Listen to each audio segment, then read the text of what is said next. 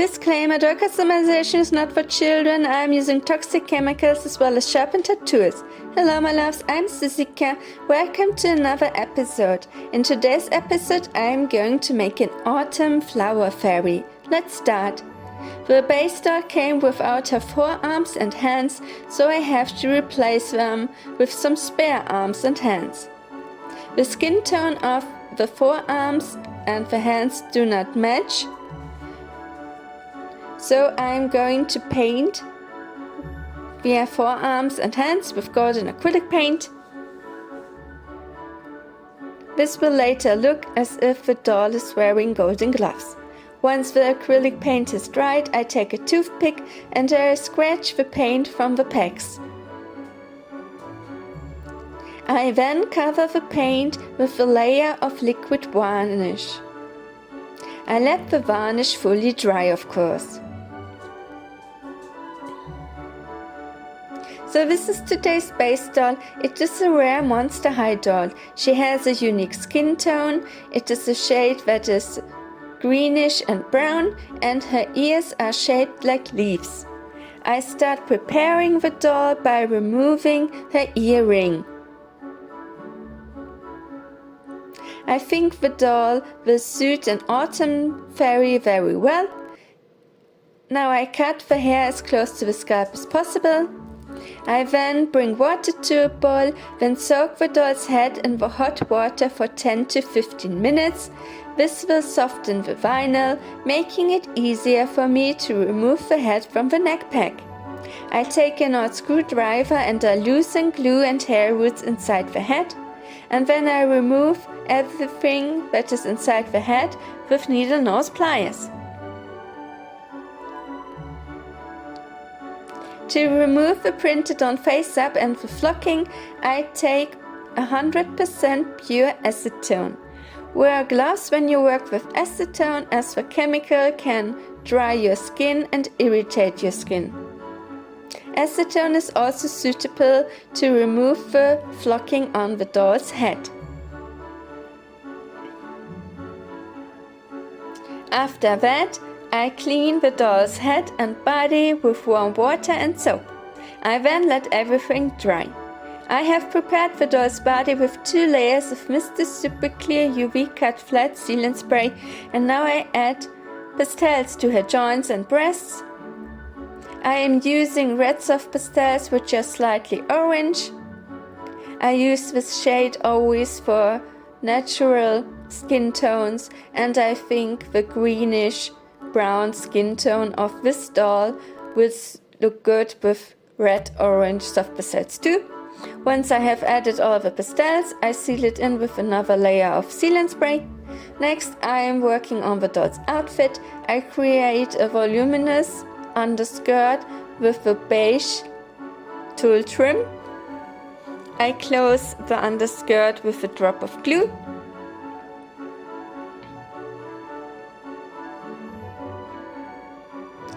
Next I add shoes to the doll's feet.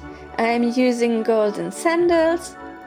I think the sandals are very pretty for a fairy doll.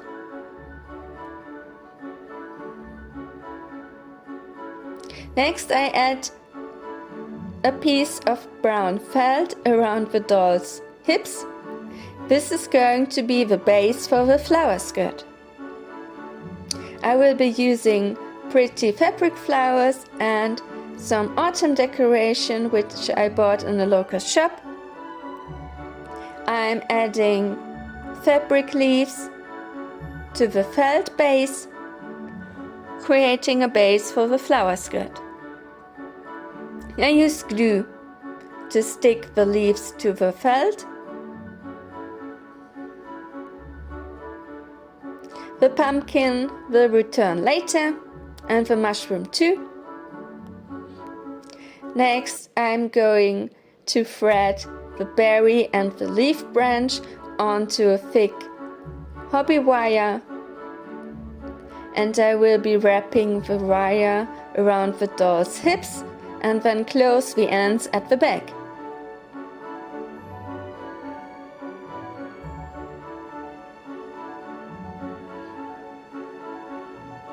Next, I cut a thin piece of felt and I cover the wire with it, and the felt will also strengthen the base of the skirt. I add another fabric leaf, and now I am going to add blossoms with glue to the felt.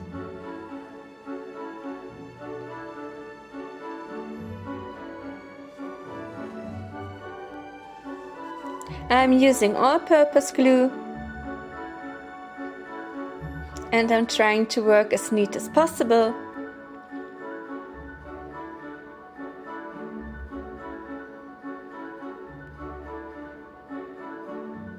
To cover the doll's bust, I will be adding a piece of lace with some pearls, and for her wings I think I'm going to take the golden brown butterfly wings. I simply take a deco butterfly apart and then I add hot glue to the wings to attach them to the back of the doll. I like to cover the middle of the wings with a blossom petal. Here I'm adding the little deco mushroom with some hot glue to the skirt.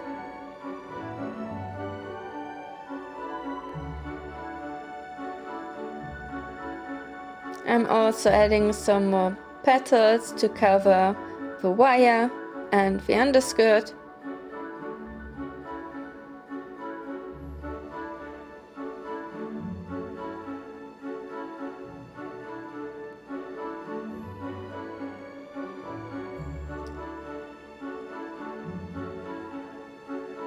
Hot glue is also great if you want to stick an element onto an uneven surface.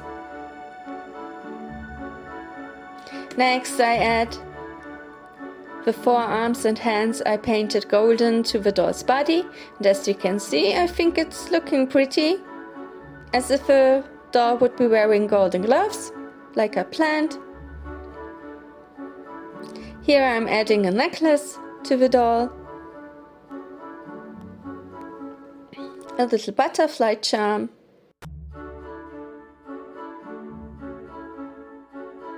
here I am adding paper roses to the flower skirt.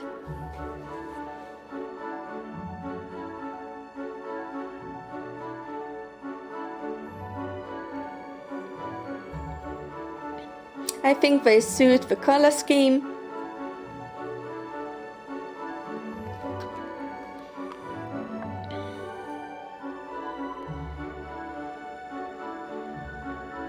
Next, I'm adding dots of golden acrylic paint with a dotting tool to the flower skirt.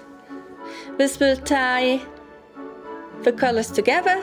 Next, I'm going to work on the doll's hairdo. So this doll had flocking, and therefore she doesn't have holes in her scalp everywhere for hair. And I thought I'm replacing the flocking with some fabric grass, but it ended up looking like a cute little green fluffy tennis ball.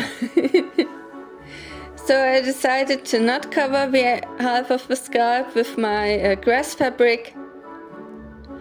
Here I'm adding a piece of grass fabric to the scalp.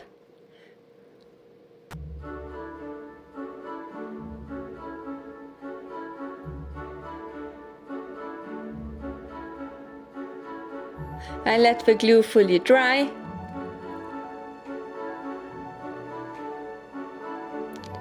Next, I'm going to paint the veins on the leaf ears with golden acrylic paint.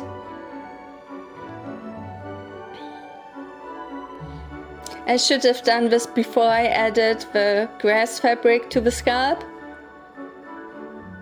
but I still managed.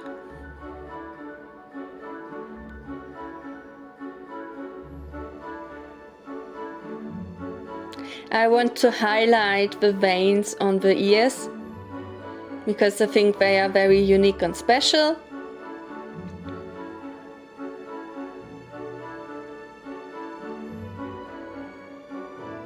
Once the paint has fully dried, I add a layer of varnish to protect the paint from chipping.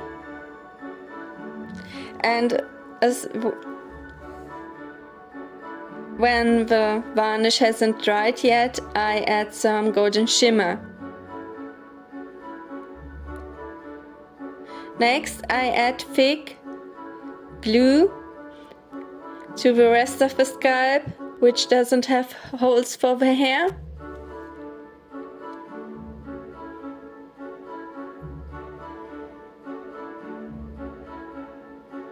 And I am adding gold leaf to the glue.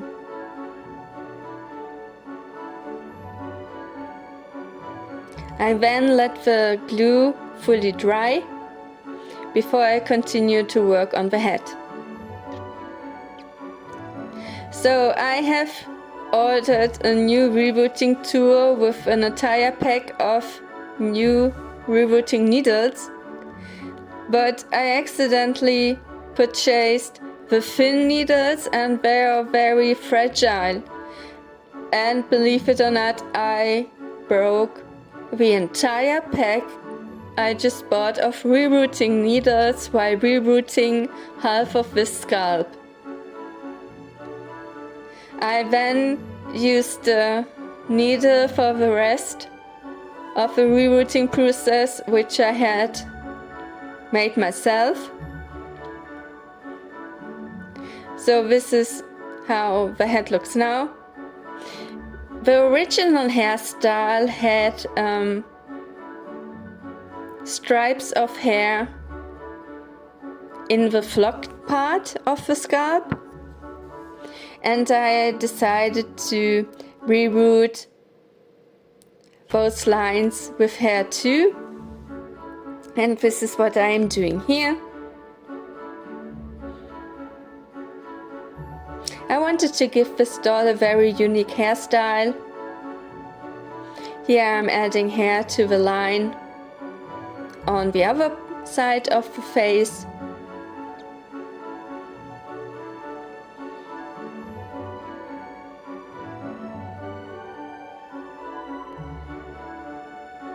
So when you are purchasing rerooting needles, do not get the very thin ones. And if you cannot find a store that sells rerooting tools, you can simply take a needle, a sewing needle, and then you cut off the eyelet, and then you add the needle into a handle. So a rerooting tool is basically a needle eyelet cut at an angle in a handle. Here I'm adding some final strands of hair to the scalp.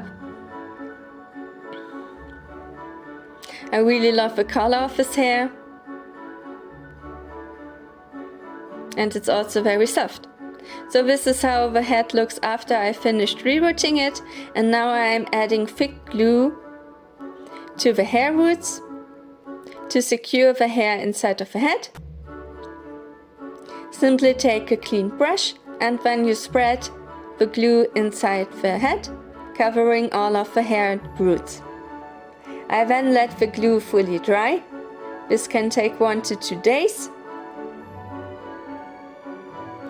And after the glue has dried, I prepare the face of the doll with 2 layers of Mr. Super Clear UV Cut Flat Sealant Spray. I'm adding the same pastels I have used for her body to her cheeks and her lips. This doll has a very cute face mold. I love working with this face mold. It is among my favorites. Here I'm adding dark browns of pastels to her eyeshadow, and I blend in the pastels with a clean soft brush, and I remove excess pastel powder with a kneaded eraser. Here I'm adding red soft pastels to the bridge of her nose. After a layer of sealant spray, I add some more pastels. The most important thing when working with a doll face up is that you work in layers. So once you cannot build up any more opacity or you want to save your progress, you spray the doll's face with MSC and then you let it dry for at least 15 minutes.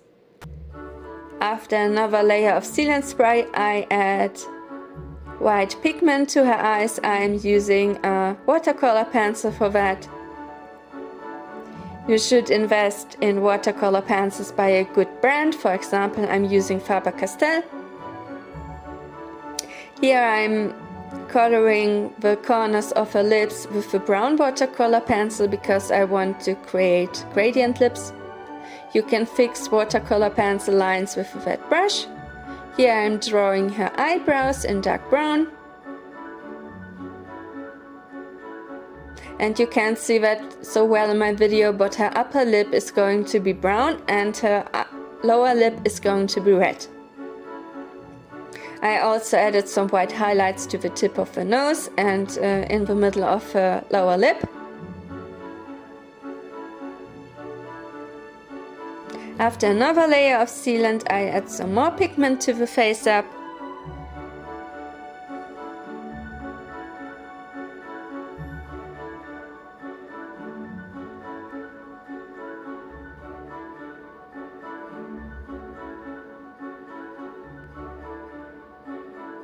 And I'm adding highlights under the end of her eyebrows. And red to the corners of her lip.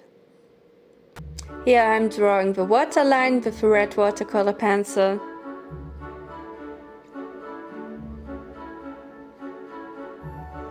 Her iris are going to be brown and green. I sketch them with a light green watercolor pencil. And then I fill in the upper half of the iris with a brown watercolor pencil.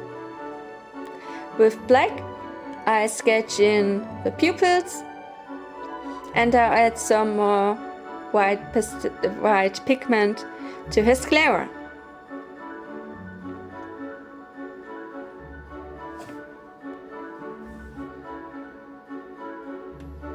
Here I'm darkening her lashes with a black watercolor pencil.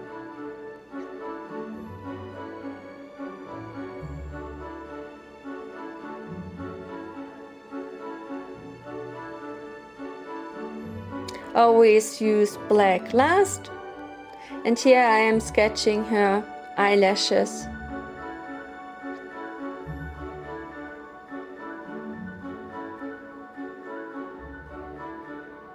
Black watercolor pigment is very difficult to remove, so you should always use this last.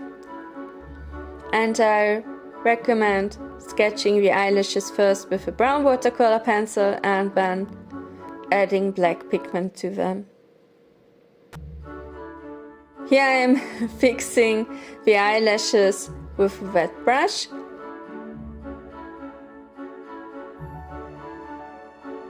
Adding brown soft pastels to her lashes.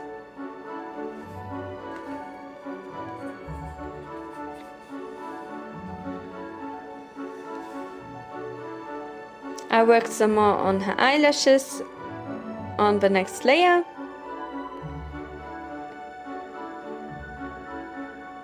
And here I'm adding some more pigment to her sclera.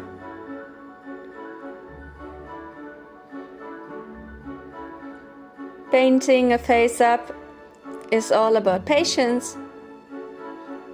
If you want to make faster progress, you can use acrylic paints, but be warned because acrylic paints cannot be fixed easily, whereas watercolor pigment can easily be removed from the face up with a wet brush and a tissue.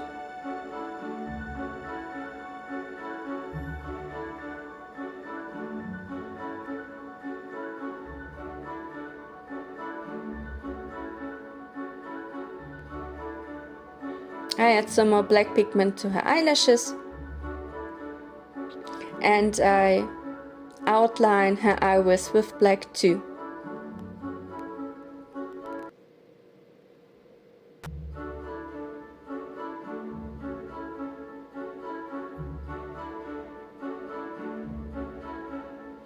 Here I add some more green to the lower part of her iris and some brown to the upper part of her iris.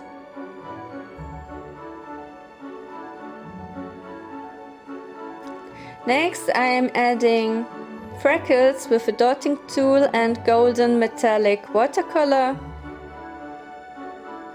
I am using liquid watercolor for this, and I also add some dots to her iris.